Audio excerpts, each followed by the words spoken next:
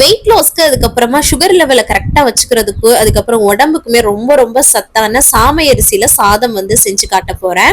இந்த சாமை அரிசி 1 கிளாஸ் அளவுக்கு வந்து எடுத்திருக்கேன். இதே மாதிரி திணை, வரகு, மில்லட் ரைசஸ் எல்லாத்துலயுமே இந்த மாதிரி நீங்க வந்து செஞ்சு பாருங்க. ரொம்பவே சத்துள்ளதா இருக்கும். நார்மல் ரைஸை வந்து தவிர்த்துட்டு இந்த மாதிரி மில்லட் ரைஸ்க்கு கொஞ்சம் கொஞ்சமா மாறுங்க. ஃபர்ஸ்ட் வந்து பாத்தீங்கன்னா அந்த 1 கிளாஸ் அரிசி நல்லா வந்து வாஷ் பண்ணிட்டு ஒரு 1/2 மணி நேரம் ஊற வச்சுட்டேன். அதுக்கப்புறமா அதை வந்து குக்கர்ல சேர்த்துட்டு 1 கிளாஸ் அரிசி எடுத்திருக்கேன் அப்படின்னா 2 கிளாஸ் அளவுக்கு தண்ணி வச்சா கரெக்டா இருக்கும். ஏன்னா ஊற வச்சிருக்கோம் இல்லையா, கொஞ்சம் வந்து குழைவாவே கொஞ்சம் இருக்கும்.